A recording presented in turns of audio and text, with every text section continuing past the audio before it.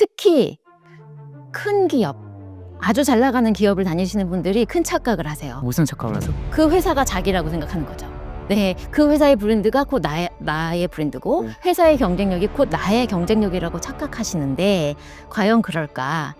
회사의 명함을 뗀 순간 개인은 너무나 브랜드력이 없고 아무 경쟁력이 없는, 그때부터 취업시장에 명함을 냈더니 월급 200만 원부터 다시 시작하라고 하는 그게 현실이거든요. 체계가 안 된다고 하는데 나 때문에 회사가 이걸 브레이크하는 것도 회사도 큰 부담일 거다. 그럼 말을 하지 말고 내가 개인 휴가를 내고 내 돈으로 갔다 오자. 그중에 주인의식과 실행력은 정말 가장 중요한 영역이라고 생각합니다. 저도 그 사업의 주체, 그 사업 자체의 CEO는 나라는 주인의식이 있었기 때문에 그 한 끗을 만들지 않았나 생각합니다. 네, 오늘은 아주 특별한 이력을 가진 분을 모셨습니다. 한 번의 창업, 5번의 이직을 통해서 목표였던 CEO의 꿈까지 이루신 이연승 작가님과 함께 이야기를 나눠보도록 하겠습니다. 작가님 반갑습니다. 예, 반갑습니다. 네. 모르시는 분들 자기소개 한번 할까요? 네, 말씀 주신 대로 저는 한 번의 창업, 5번의 이직을 통해서 지금 26년간 커리어를 이어오고 있는 연세 커리어 피보터 이연승입니다. 저는 어릴 때 헬로키티란 디즈니 캐릭터를 정말 좋아했어요. 그래서 이제 크면 캐릭터 사업을 내 손으로 한번 해보자라고 생각해서 창업을 20대 초반에 겁도 없이 시도를 했었고요. 그 이후에는 직장인으로서 화장품 브랜드 마케터로 시작을 했고, 그리고 글로벌 기업의 IT 컨설턴트, 그 이후에는 MBA를 졸업 후에는 풀먼 식품의 마케팅 본부 상무이사, 그리고 다이어트 전문 식품인 아임닷아임밀에서 총괄 CEO로 일을 했습니다. 지금도 모 그룹사에서 전문 경영인 CEO로 일하고 있고요. 후배들에게 이렇게 지속 가능한 커리어에 대해서 마인드셋을 좀 알려주고 싶어서 그동안 모아왔던 글들을 모아서 책을 냈습니다. 지금의 일을 계속해도 괜찮을까라는 책의 저자이기도 합니다. 제가 이제 작가님께 꼭 여쭤보고 싶었던 게, 이제 보통은 이제 내가 창업을 하겠다라는 분은 사실 이런 심리가 있잖아요. 나는 남 밑에서 일 안 한다. 그래서 이제 내가 내 사업을 해서 내가 가진 모든 걸 쏟아부어서 성공하리라. 약간 이런 심리를 가지신 분도 있잖아요. 근데 이제 작가님의 그 커리어를 딱 보면은 처음에 이제 취업 안 하시고 창업을 하셨다가 내가 창업을 해보니까 뭐가 좀 배울 게 있네? 배워야겠다라는 생각을 해서 직장을 들어가셨잖아요. 근데 그 부분이 사실 많은 이제 사회 초년생분들, 이제 2030이 막 창업하신 분들이 많이 고민하는 시점을 생각해요. 내가 사회생활 해보지도 않았고 잘 모르는데 좀 배우고 창업을 하는 게 좋을까? 아니면은 그냥 바닥부터 내가 부딪히면서 배우면 나을까? 이 고민을 하는데, 작가님이 이제 세월을 살아오셨잖아요. 돌이켜보니까 그때 그 선택은 어떠셨던 것 같으세요? 저는 사실은 제가 창업한 애니메이션 회사가 그래도 한 5년 정도는 잘 운영이 됐었어요. 그러다 보니까 제가 중간에 코스메틱 회사랑 카메라 회사 다닐 때까지 그 애니메이션 회사는 있었단 말이죠. 그러니까 병행을 했었습니다. 그리고 어느 타이밍에는 사실은 제 사업으로 완전히 올인을 하는 타이밍을 잡았었어야 되는데 제가 그 타이밍을 좀 놓치지 않았나라고 생각이 들어요.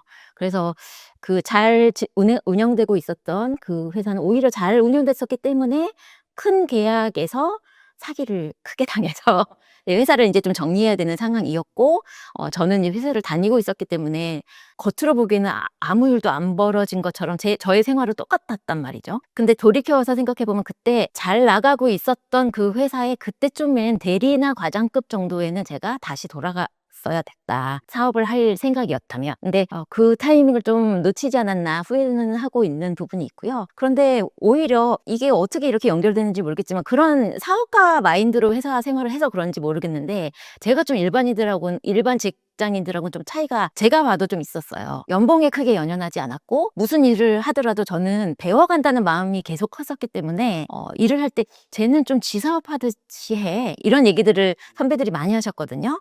그러다 보니까 좀 욕도 얻어먹기도 했습니다. 왜 저렇게까지 해? 제가 저렇게 하면 내가 뭐가 돼? 쟤 왜 저렇게 나대? 이런 욕도 좀 먹기도 했지만 그런 태도로 일을 하다 보니까 성과를 좀 내는 부분이 아무래도 눈에 띄는 부분이 있었을 거고, 그래서 제가 임원까지 오르고 또 CEO가 되고 지금도 CEO로 일하고 있지 않을까라는 생각이 들어서 사업가로서는 타이밍을 놓친 것을 후회하지만 전체적으로 제가 지금 제가 제 사업을 하지 않아도 CEO는 CEO잖아요. 네. 어쨌든 꿈을 다른 방향에서 이룬 거기 때문에 그런 부분에서는 이 커리어를 이렇게 피보팅 해 가면서 조금 더 성장하자라고 결심한 것은 틀린 결정은 아니었다라고 생각합니다. 근데 그 이제 병행을 하셨잖아요. 그 병행을 했을 때 그 심리를 한 여쭤보고 싶은데 그 병행의 이유는 내가 이 사업이 언제 망할지 모르니까 그래도 어딘가에 적을 두고서 하는 게 내가 좀 좋겠다라는 판단이었나요? 아니면은 뭐 다른 이유가 있었나요? 네. 저는 명확한 이유가 있었어요. 제가 너무 어린 거예요. 제가 일대주주였거든요. 4 분하고 같이 세웠어요. 나머지 3 분은 애니메이션 그림을 그리시는 분과 작감하시는 분들이었는데 30대셨고 뭐 저랑 많게는 10살 차이가 나시는 어른들이셨고 우리 직원들도 이분들이 소개해서 들어온 애니메이터들이셨는데 제가 그분들을 도대체 어떻게 핸들링을 해야 되는지 그리고 리더로서 뭘 보여줘야 되는지 그리고 영업은 또 어떻게 해야 되는지를 정말 모르겠는 거예요. 막 저의 사회 경험이라고는 대학생밖에 없었기 때문에 그래서 저는 리더십도 좀 회사에서 배우고 회사를 경영하는 방식도 누군가를 좀 보고 배워야 되겠다라는 확실한 목표가 있었기 때문에 회사로 들어갔고요. 그리고 일반적으로 좀 불안했기 때문에 투트랙으로 가야지라는 마음보다는 저는 정말 배우고자 직장 생활을 선택한 겁니다. 그러면 어쨌거나 이제 CEO의 꿈은 이루신 거잖아요. 이제 20대 때 그 내 사업체에서 CEO와 이제 우리가 흔히 얘기하는 이제 큰 기업의 전문 경영인의 CEO의 삶은 어떤가요? 또 같나요? 아니면 다른가요? 다른 부분이 좀 많습니다. 네. 일단은 큰 기업의 전문 경영인으로 일을 하면 한편으로는 안정적인 부분이 되게 커요. 내가 만들지 않았어도 회사가 가지고 있는 인프라가 있고 네, 회사에서 자본 투자를 다 해주시고 그러다 보니까 사실은 회사가 망한다고 내 개인이 망하지 않잖아요. 그런 부분에 대해서는 굉장히 듬직하고 든든한 큰 인프라가 있다는 것은 굉장히 듬직한 부분이고요. 개인 사업은 정말 불안하기도 하고 정말 다 쏟아내야 되고 그리고 그 어떤 것도 기댈 것이 없습니다. 무슨 문제가 생기면 결정하고 책임지고 해결해야 되는 것이 그 오너 CEO 한 명이에요. 네, 그래서 외로운 자리더라고요. 네, 회사의 임원도 외로운 자리고 CEO도 외로운 자리다라고 얘기하지만 저는 사업을 해봤기 때문에 알아요. 그 직원의 급여를 못 주게 생겨서 고민했던 그 순간들, 네, 그리고 사업에 그렇게 계약이 잘못돼서 큰 문제가 발생해서 뭐 머리를 싸매고 이걸 어떻게 해결해야 될지 그리고 그때는 정말 생존 자체가 어렵지 않을까를 고민했던 그런 절실함 이런 것들이 회사의 CEO님들도 물론 너무나 절실하시겠지만 아예 다른 결이라고 저는 생각합니다.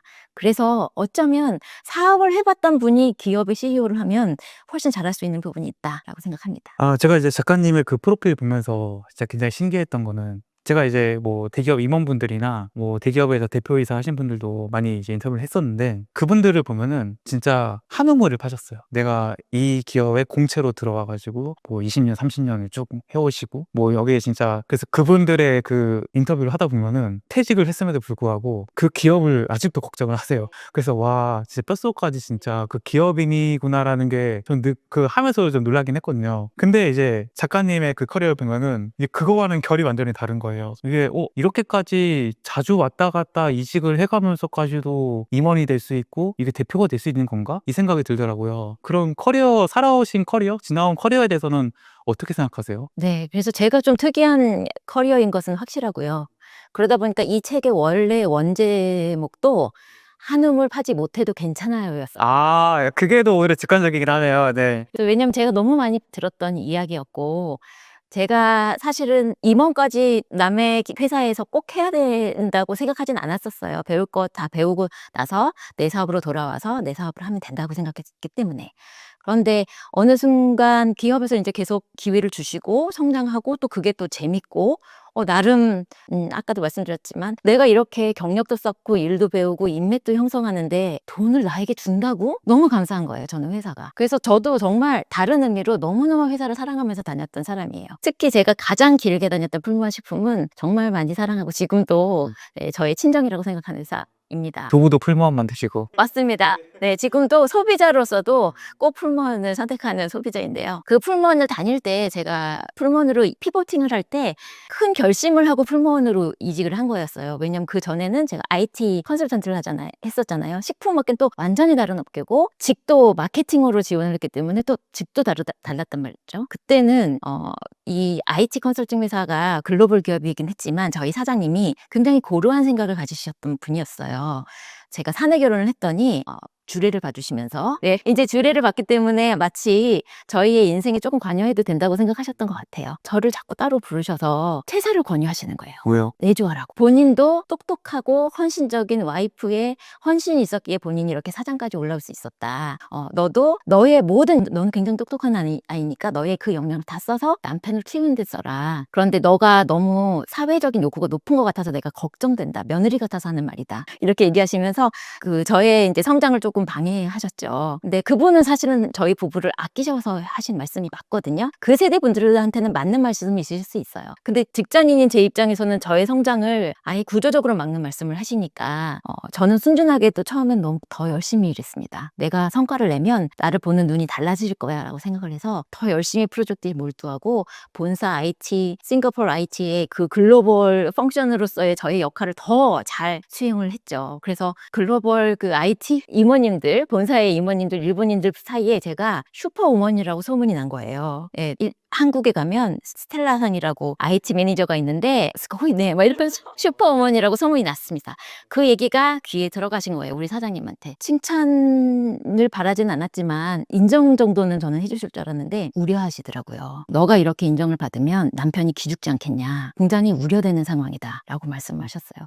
그때 이제 정확하게 알았죠. 여기서 더 노력해봤자 오히려 독한 사람이라고 오히려 너무 이상한 저 여자가 저렇게 독한 마음을 갖고 있다니 이런 프레임만 씌워질 것이지 노력할 수 있는 구조가 아니구나. 그래서 저는 책에도 썼지만 피보팅의 한 축이 구조적으로 더 이상 성장할 수 없다면 그걸 피하는 것도 비겁한 게 아니라 도망치는 것이 전략이 될 때가 있다. 네, 그래서 저는 도망치는 전략을 세웠고 그 이후에 그 식품회사를 선택할 때는 여성으로서 경영력까지 올라간 분이 있는 회사 중에서 골랐어요.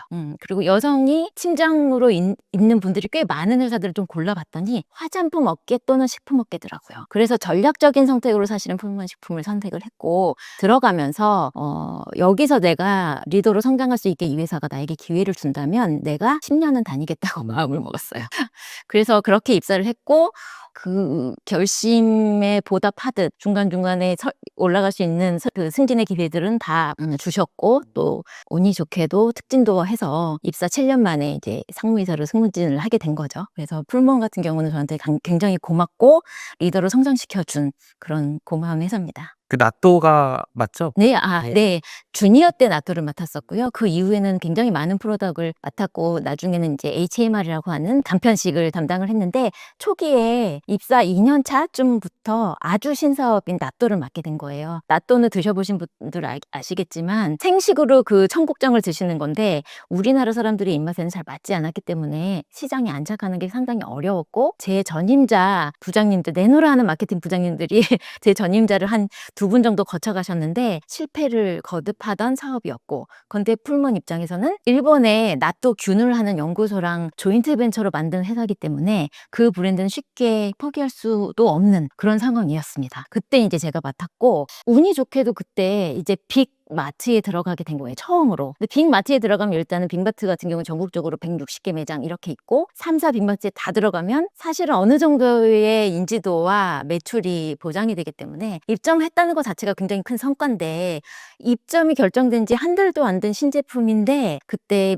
미출 사고로 코드가 삭제될 위험이 있었어요. 동일본 대지진이 마침 있었고 균에도 혹시 일본 방사능이 들어가 있는 것 아니냐라는 고객들의 우려가 많아서 일본에서 수입하는 모든 식품에는 방사능 검사를 의무적으로 하게 후생성의 검사서를 첨부하게 된 그런 법이 그때 잠깐 있었거든요. 근데 마침 제가 맡은 지 얼마 안 됐을 때 그런 일이 있었고 그 건 때문에 저희가 한 3, 4일 정도는 생산을 못할 위기가 왔고, 그렇게 되면 상품비용이 있기 때문에 마트에서는 2번 기회를 안 줍니다. 미출을 내면 이제 그 다음에는 다음번에도 입점하기가 상당히 어려워지는 절체절명의 순간이었어요. 저한테는 굉장히 큰 중요한 사건이었는데 이게 저희 회사는 그냥 큰 회사잖아요. 이 조그만한 프로덕은 눈에 보이지도 않는 프로덕이에요. 우리 회사 입장에서는.